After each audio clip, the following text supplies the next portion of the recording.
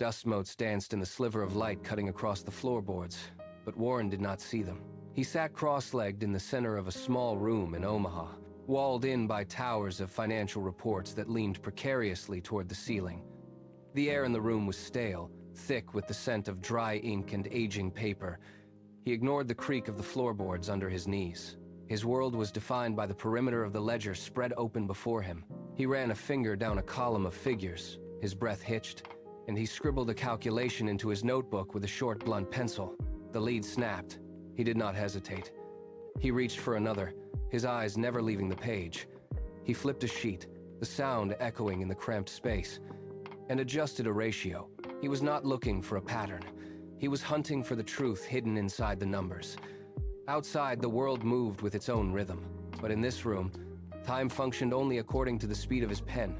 He pressed the nib hard against the paper, marking his progress, and turned the page to begin again. The window was cracked open, just enough to let in the heat and the noise. From the street below, the sharp, rhythmic thud of a ball hitting pavement echoed against the brick walls. Voices rose in a chaotic chorus, shouts of play, sudden bursts of laughter, and the screech of a bicycle brake. They were close enough to reach out and touch, yet they remained a world away. Warren did not look up. He felt the shifting shadows of the kids racing past the window frame, but he kept his head angled toward the floor. The sunlight crawled across the room, illuminating dust motes that swirled in the wake of the neighborhood game. He shifted his weight, moving his ledger into the patch of light, then deliberately pulled the heavy curtains halfway shut. The room dimmed, the golden sliver of sun dying on the carpet. He reached for a fresh sheet of paper and pulled it toward him, shielding it from the distraction of the street. The noise continued, a relentless reminder of what he was ignoring, but his pulse remained steady. He blocked the window with his own frame, closing the gap between the life he could have had and the life he was building. He turned the page, and the room went silent again. Warren pulled the ledger closer, his movements measured and precise. He picked up a yellow highlighter, the cap clicking as he set it aside. His small hand hovered over the grid of figures, steady and deliberate, tracing the rows with a practiced ease. He isolated a column of quarterly earnings, his eyes darting between the printed text and his own handwritten notes. He tapped the eraser of his pencil against the paper, a rhythmic, solitary beat that filled the small space. When he found the discrepancy, his grip tightened, but his hand did not tremble. He pulled a slide rule from his side, sliding the central piece until the markings aligned. He recalculated the ratio, his brow furrowed as he verified the percentage. He wrote the result in the margin, the pencil lead scratching against the heavy stock. He highlighted the final sum, the bright ink creating a sharp contrast against the dull page. He did not rush. He did not skip a line. He worked through the balance sheet as if the future of the company depended on the accuracy of his pen. His fingers moved with the speed of someone who had practiced this motion 1,000 times before. He finished the page, closed the ledger, and opened the next one without a single pause. The shouting from the street intensified, escalating into a shrill, competitive argument. One voice rose above the rest, demanding a foul, while another jeered in response. The air in the room vibrated with the raw, chaotic energy of the game outside. Suddenly, a rubber ball struck the window frame with a sharp, hollow thud that shook the glass in its casing. The impact sent a tremor through the floorboards where Warren sat. His pen did not waver. The ink line he was drawing remained perfectly straight, unaffected by the sudden violence of the sound. He did not blink. He did not glance toward the light. The shouting continued, a rhythmic, abrasive tide crashing against the walls of his room, but he drew a circle around a figure with surgical precision. To him, the commotion was merely atmospheric interference, a background frequency that held no meaning compared to the numbers on the paper. He shifted his position slightly to block out the erratic shadows cast by the moving players. The noise reached a crescendo, a cacophony of triumph and defeat. But Warren remained motionless. He was anchored in a world of logic, a quiet fortress built from data. The street could scream, the ball could strike, and the world could fracture in the sunlight, but his eyes remained fixed on the ledger, locked in a state of absolute, unshakable focus. Warren reached the bottom of the page, his fingers catching the corner of the heavy paper. He turned it with a soft, dry rustle that echoed in the quiet room. His eyes scanned the new set of figures, moving left to right, then right to left, searching for the pattern hidden within the density of the print. He picked up his pencil, the wood worn smooth by hours of use. He identified a debt-to-equity ratio that did not align with the previous quarter. His brow knit together as he paused, rereading the line 3 times to ensure the data was not misinterpreted. He pulled a fresh sheet of paper from the stack, aligning it perfectly with the edge of the desk. With steady, deliberate strokes, he began the calculation. The tip of the pencil pressed into the paper, leaving a dark, precise trail. He divided the liabilities by the shareholders' equity, his hand moving in fluid, practiced arcs. He arrived at a figure that challenged the company's stated valuation. He did not hesitate. He wrote the ratio clearly, circled it twice, and added a brief note in the margin to explain the discrepancy. The scratching of the lead against the grain of the paper was the only sound in the room. He leaned back for a second, his eyes tracing the logic he had just constructed, before returning to the ledger to check the next entry. The afternoon light crept across the floor, shifting from a bright, sharp white to a deep, honeyed amber. Warren did not watch the sun move. He only adjusted his posture as the shadows lengthened, pulling his stack of reports closer to the window to capture the fading glow. He sorted the papers into 3 distinct piles. Those already analyzed, those requiring a second pass, and the raw data yet to be touched. His movements were automated, a series of precise gestures honed by repetition. He picked up a thick folder, the binding worn and soft, and opened it to a page dense with financial history. This was not a pastime. There was no sense of obligation or external pressure pushing him to finish. He worked with the steady, rhythmic pace of a clock. Every number he encountered was a piece of a larger puzzle he was assembling in his mind. He opened his notebook to a clean page, the paper crisp and inviting. He began to write, his hand moving across the surface with unwavering intent. He was building a map of corporate health, 1 entry at a time. The room grew dim, but he did not reach for a lamp. He knew the data well enough to read the patterns in the twilight.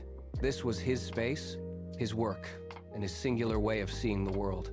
He was not just reading reports, he was defining his future. The heavy oak door swung open, and the air in the boardroom shifted instantly. It was a sterile, climate-controlled space, smelling faintly of roasted coffee and ozone. The hum of the ventilation system seemed to drop an octave as Warren stepped inside. A dozen executives were already there, their voices overlapping in a frantic, rising tide. They were pacing, gesturing at large digital displays, and checking their watches with rhythmic, nervous intensity. The contrast was absolute. Warren moved toward the center of the mahogany table, his steps measured and quiet. He did not rush. He did not acknowledge the rapid-fire chatter that greeted him. He simply pulled out the chair at the head of the table and sat down. He placed a single leather-bound folder on the polished surface, the sound of the contact sharp and final. The executives stopped mid-sentence, their collective momentum stalling against his stillness. They looked toward him, expecting an immediate reaction to the numbers they had been broadcasting. Warren kept his hands folded on the table. He leaned back, his eyes moving slowly across the room, taking in the faces of the men who were currently vibrating with anticipation. He was no longer the boy on the floor with a ledger. He was the anchor in a storm of their own making. He waited for them to notice the silence he had brought with him. The lead executive stepped forward and tapped the remote. A wall-sized screen erupted with color, showing jagged lines climbing vertically. They spoke of disruption, of synergy, and of a market that would not wait for anyone. The pace was relentless. Every few seconds, a new chart replaced the last, each one denser with projections than the one before. They pointed to data points that promised exponential growth within the next quarter. The room filled with jargon, a rapid-fire delivery designed to overwhelm thought and replace it with momentum. One executive stood and began pacing the length of the table, his movements sharp and erratic. He described the competition as a dying force, insisting that this specific merger was the only path to dominance. He gestured at the screen, where animated graphics pulsed in time with his voice. The air in the room grew heavy with the weight of their insistence. They leaned in, their eyes scanning Warren for a sign of agreement, a nod, or a flicker of excitement. They were selling a future built on speed and speculation, desperate for his validation to finalize the deal. They stopped talking, leaving the final, glowing chart frozen on the screen.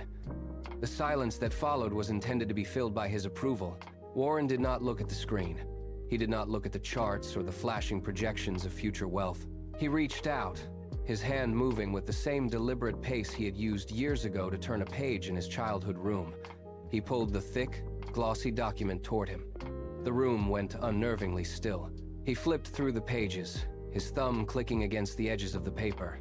He stopped at a single line, his eyes scanning the data with clinical detachment. He took a slow breath, the sound audible in the quiet space.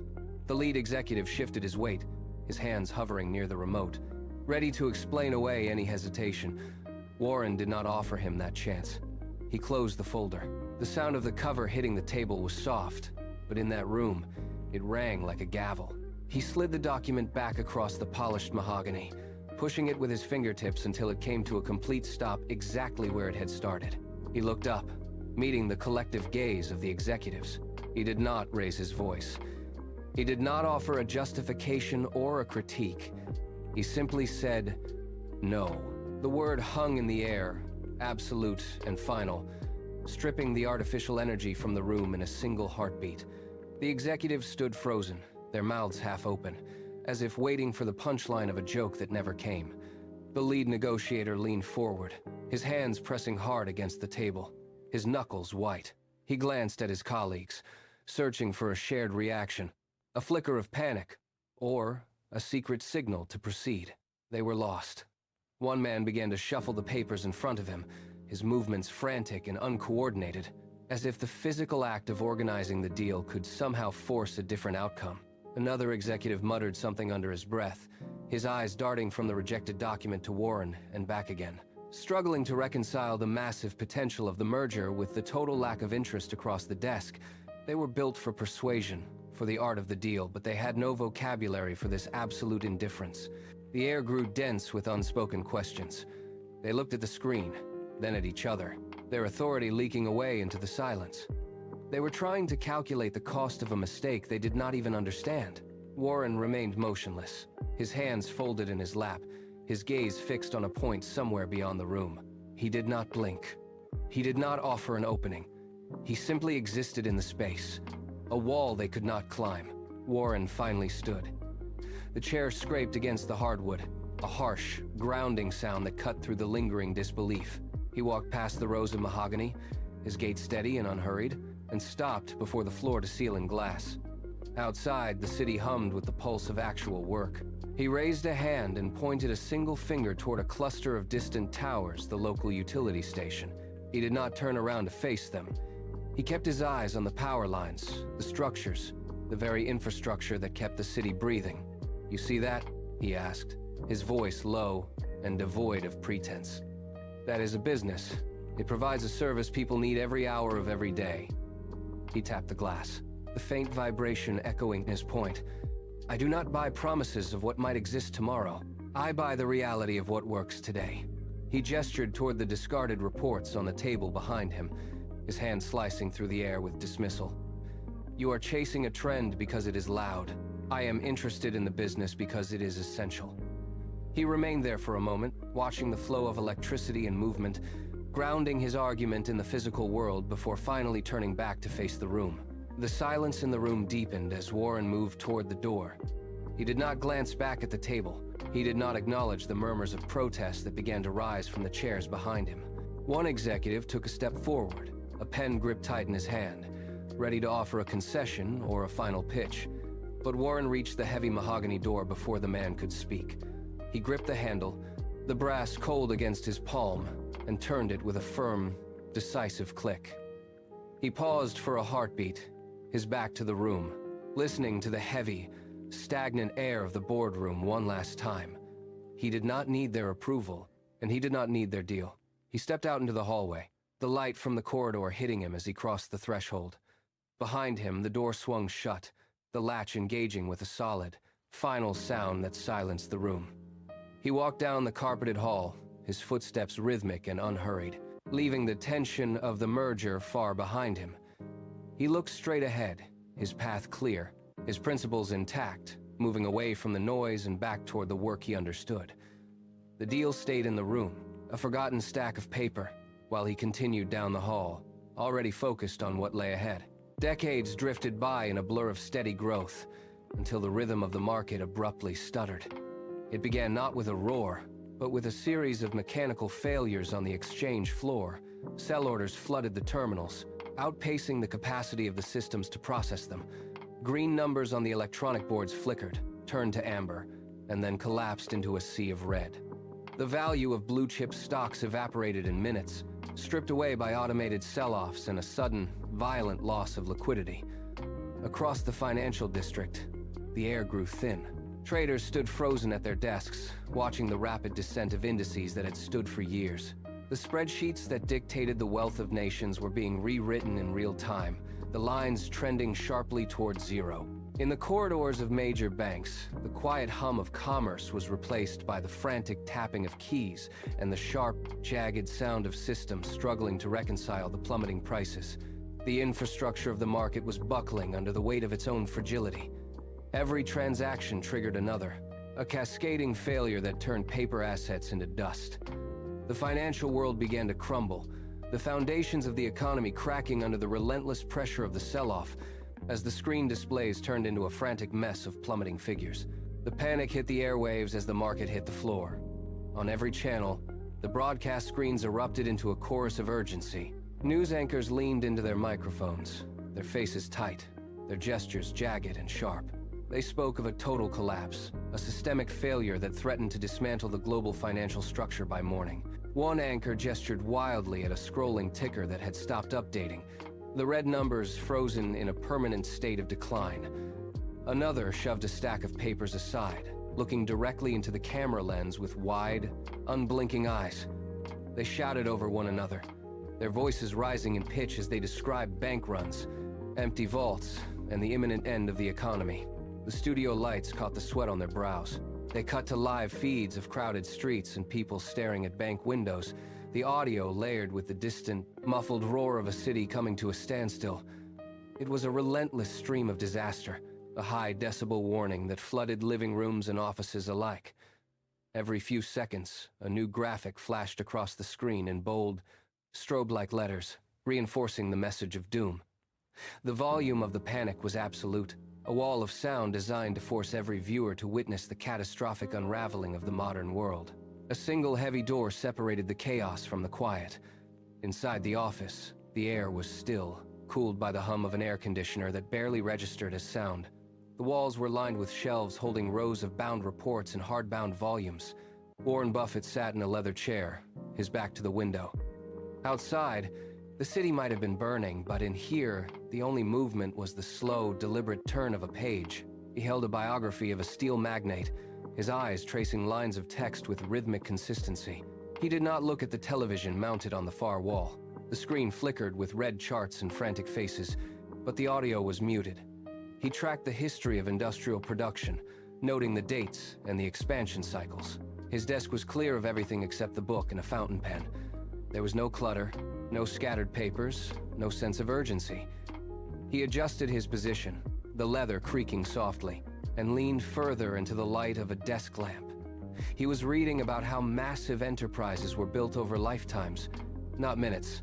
He reached for a glass of water, took a slow sip, and returned his attention to the page. The world outside accelerated toward an uncertain end, but here, time moved only at the speed of his reading. The telephone on the corner of his desk began to pulse. It vibrated against the mahogany surface, a rhythmic, insistent buzz that threatened the equilibrium of the room. A red light blinked on the console, signaling an incoming line. Warren did not turn his head.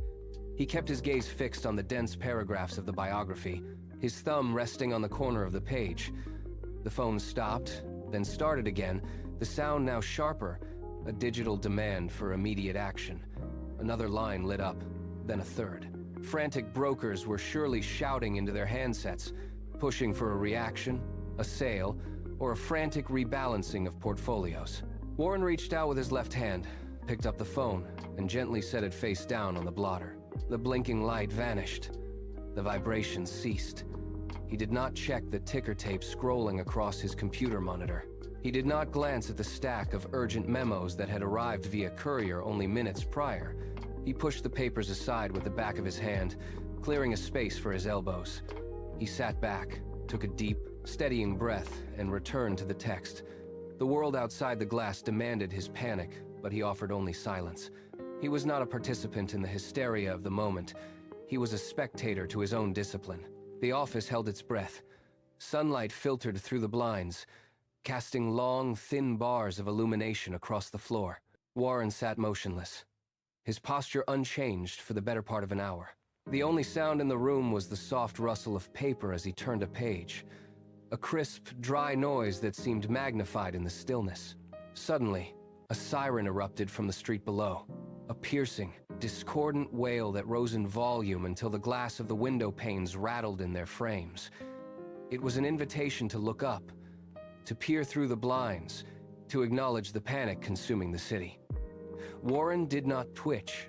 His eyes tracked across the lines of the biography, following the narrative of a steel empire built during the previous century. He reached for a pencil, made a small, precise mark in the margin, and moved his hand back to the edge of the paper. His breathing remained rhythmic and shallow. He was not waiting for the siren to pass. He was not waiting for the market to stabilize. He was existing entirely within the logic of the text before him. He turned another page, the sound deliberate and steady, and continued to read. The world outside was a storm of noise and falling numbers, but inside this room, the climate was controlled by the steady, unhurried pace of his own mind. The office door remained closed, a heavy panel of wood that separated the quiet room from the frantic energy of the corridor. A soft, hesitant knock sounded against the frame. Warren did not lift his head, but his eyes slowed their movement across the page. The knock came again, slightly louder, a rhythm that betrayed uncertainty. The handle turned with a metallic click, the door swung inward, and a young person stepped across the threshold. The student paused, glancing back at the hallway as if expecting the noise of the market to follow them inside. They held a small notepad in one hand and a pen in the other, fingers gripping the plastic barrel tightly. The student took 2 steps toward the desk and stopped, feet planted firmly on the carpet. They looked at the stacks of reports, then at the figure sitting in the chair, and finally at the open book. The air in the room felt heavy, stripped of the urgency that saturated the rest of the building.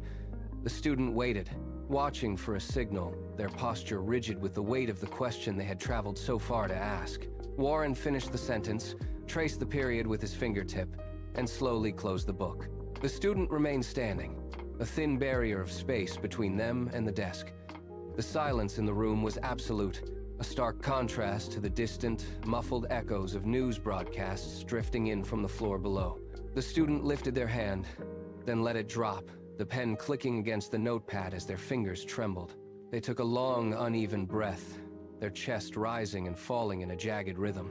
The student glanced at the closed book, then back at the man in the chair, searching for a sign of acknowledgement.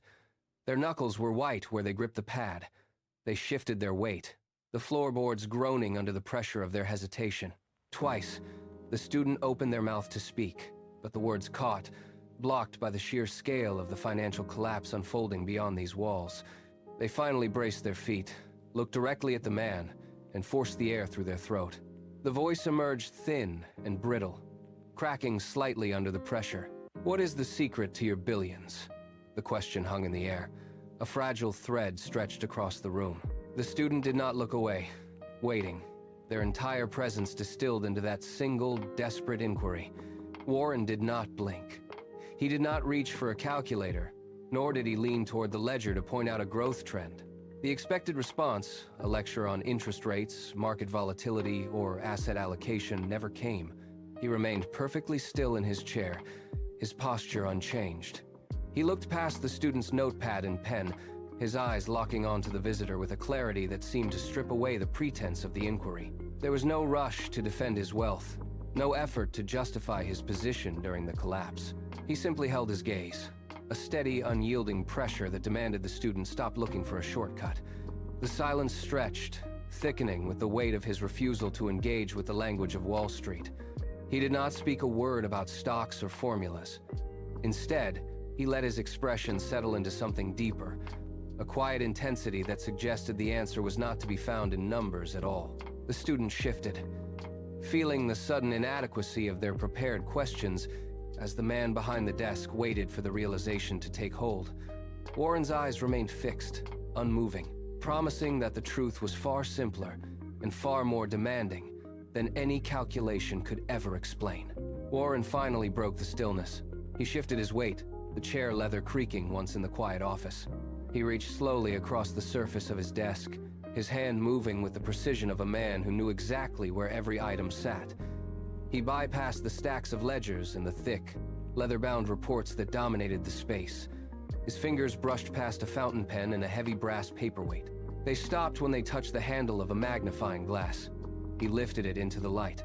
It was a simple, utilitarian object, the glass rimmed in polished metal that caught the afternoon sun. He held it suspended for a moment, the weight of the tool clearly visible in his grip. The student watched, eyes tracking the movement, waiting for a document or a chart to accompany it. None appeared. Warren turned the glass over in his palm, feeling the balance of it, before he set it down on a blank sheet of paper resting before him.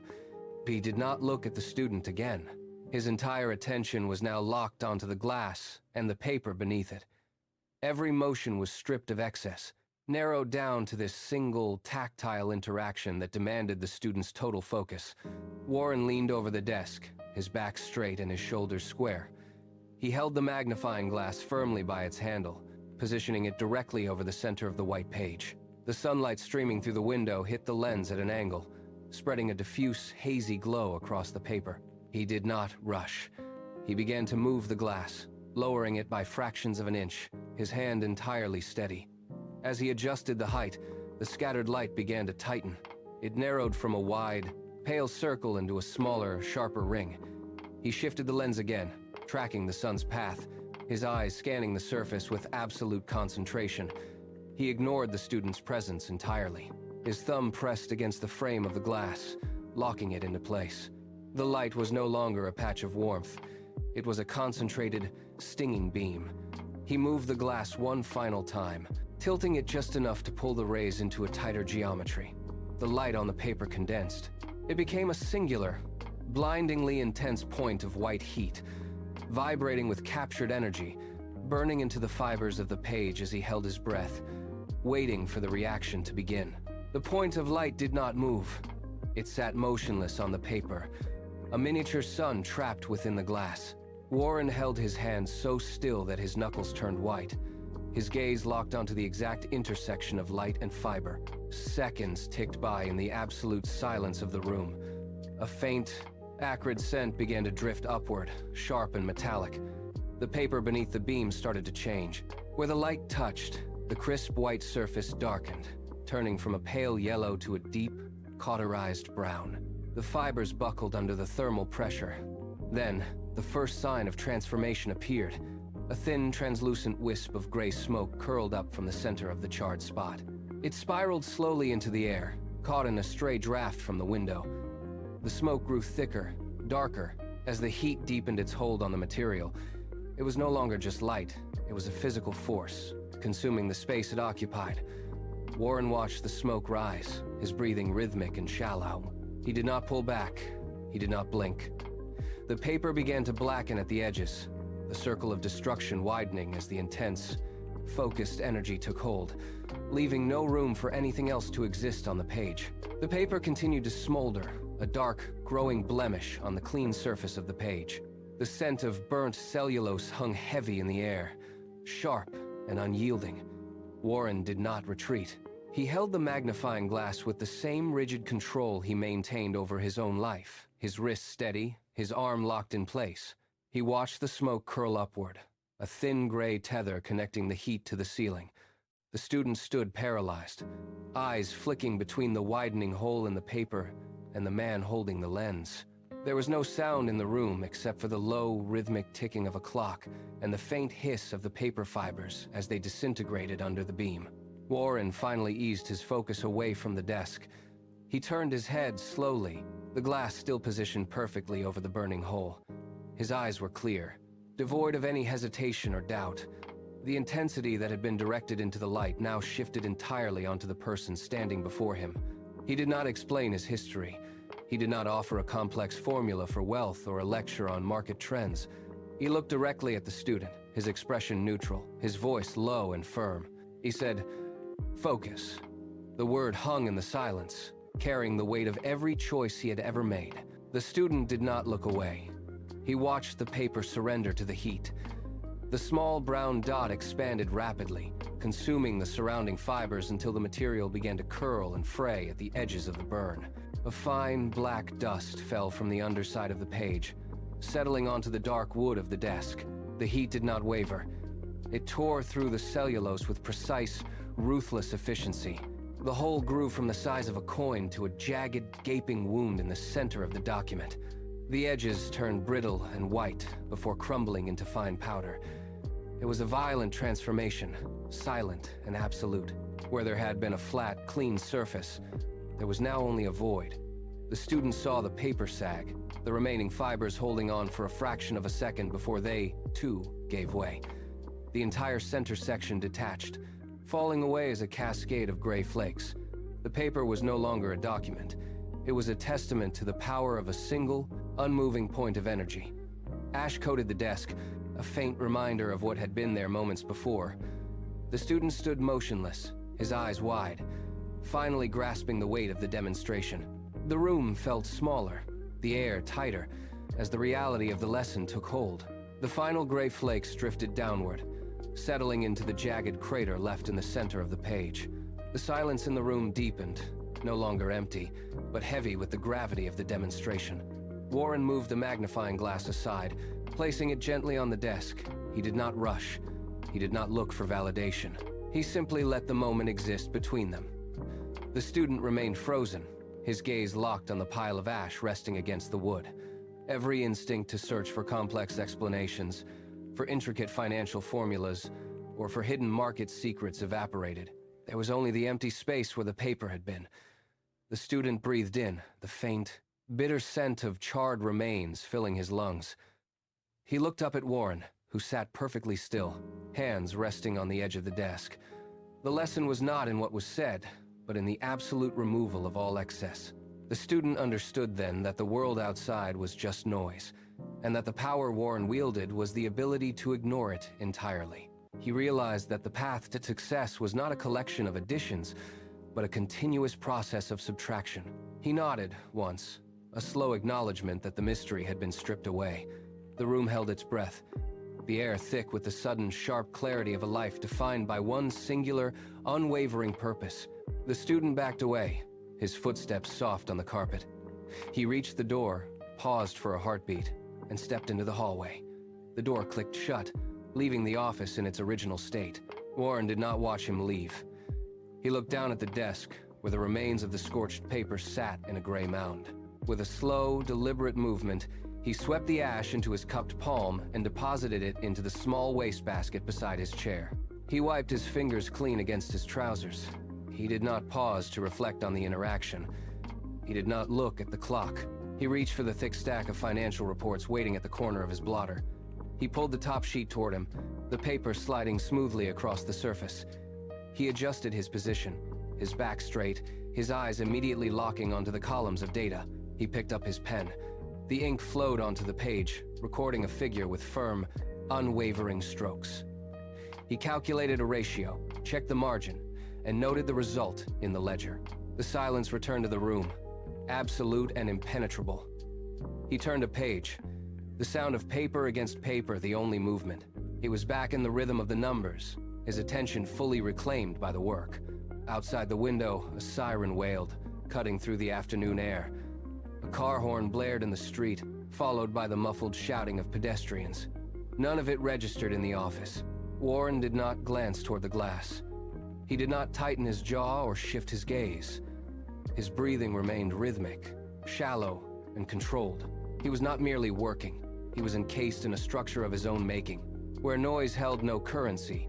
He scanned a row of digits, his pen hovering for a fraction of a second before marking the paper.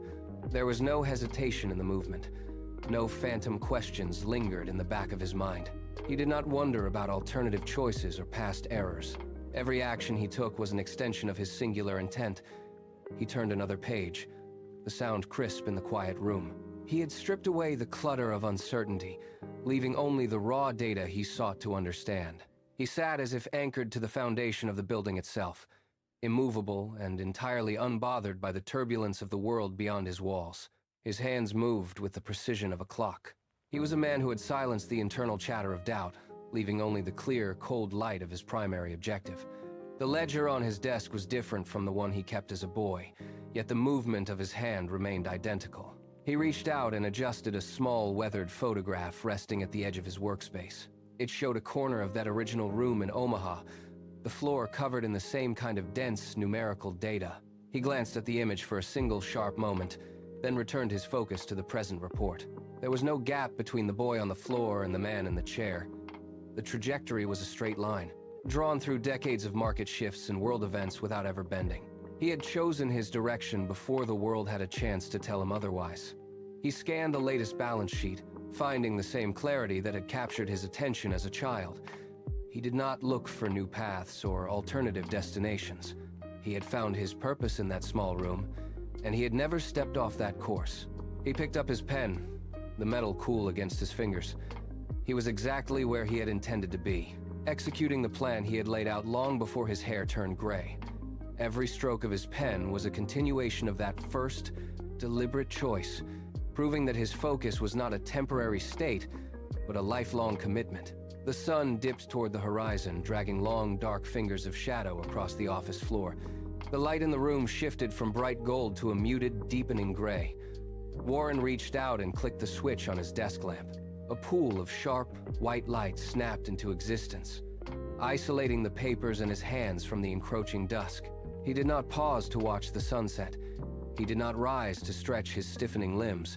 His pen resumed its steady, rhythmic travel across the ledger, tracking the rise and fall of assets with the same intensity he had applied to his first childhood calculations.